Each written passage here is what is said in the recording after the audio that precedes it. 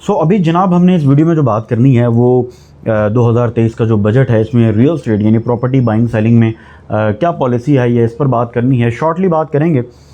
इसमें सबसे ज़बरदस्त चीज़ जो बेहतर चीज़ है कि ये है कि 10% तक जो टैक्स रिलीफ मिला है पाकिस्तानियों को, वो वाले पाकिस्तानी जो स्मॉल बिल्डर्स हैं आप कह लें, जिनकी पर एनम इनकम जो है वो 50 लाख तक है, उन पर टैक्स फ्री कर दिया गया है उनको, यानी एक तरह से उनको उन पर जो टैक्स था वो वेव ऑफ कर दिया गया है। ये एक बड़ी खुशाइंद बात भी है। एक तो ये अपडेट है।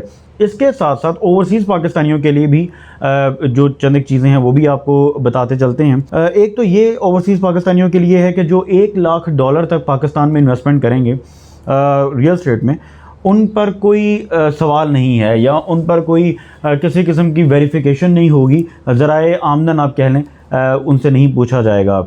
ये भी एक पॉजिटिव चीज़ है। एक तरह से आप पाकिस्तान में इन्वेस्टमेंट कर सकते हैं। इसमें अल्टीमेटली इन्वेस्टमेंट कहाँ करनी चाहिए उस पर भी बात करेंगे इंशाल्लाह आने वाली वीडियोस में, मगर अभी जो पॉलिसी है उस पर हम बात कर रहे हैं।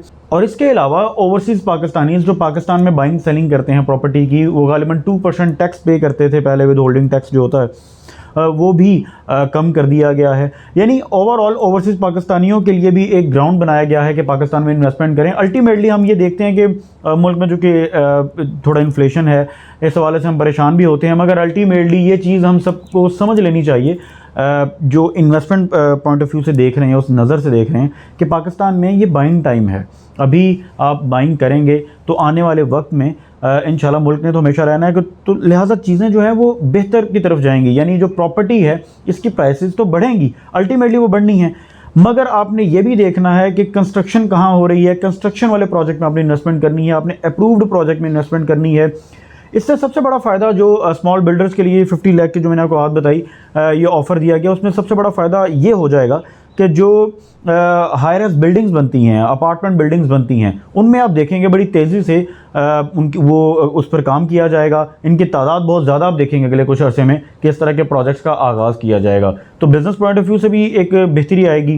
अल्टीमेटली बाइंग के वाले से इसमें रिटर्न ऑन इन्वेस्टमेंट जिसको हम कहते हैं उसमें भी फ़ायदा होगा। जो लोग इन्वेस्टमेंट कर लेंगे वो अभी तो चले प्राइसेस ऐसे हैं ना, टैक्सेस के हवाले से भी उनको एक रिलीफ मिल गया है। और इसके साथ साथ एक और जो अपडेट है वो ये है कि जो कंस्ट्रक्शन मटेरियल कॉस्ट होती है उस पर भी टैक्स की अदायगी थी, वो भी बिल्कुल वेव ऑफ यानी टैक्स फ्री कर दिया गया है। अब इससे होगा ये कि कंस्ट्रक्शन बड़ी तेज़ी से होगी प्रोजेक्ट्स पे। जो बहुत से प्रोजेक्ट्स ऐसे हैं जो अप्रूव्ड हैं मगर उन पर डेवलपमेंट नहीं हो रही थी, वो अब आपको इंशाल्लाह देखने को मिलेगी। और इसके साथ साथ बहुत से घरों की डेवलपमेंट का काम रुका हुआ था, वो बेहतरी की तरफ उम्मीद है कि आएगा। और जैसे ख़ास तौर पर मैंने बात की हाई राइज बिल्डिंग्स की तरफ। हाई राइज बिल्डिंग का कॉन्सेप्ट इसलिए भी है कि जो लैंड है वो कम इस्तेमाल होती है और लिविंग स्टैंडर्ड भी बेहतर हो जाता है और फैमिलीज़ बहुत सारी एडजस्ट हो जाती हैं। जब अपार्टमेंट बिल्डिंग एक बनती है तो उसमें कुछ छोटी अपार्टमेंट बिल्डिंग भी हो तो 20 से 25 फैमिलीज़ एडजस्ट हो जाती हैं, तो ओवरसीज़ के लिए भी सूटेबल है। तो ओवरऑल ओवरसीज़ के लिए अगर हम टैक्स की बात करें तो उनके लिए बड़ा रिलीफ इसमें है और अल्टीमेटली बिल्डर्स के लिए भी इसमें रिलीफ दिया गया।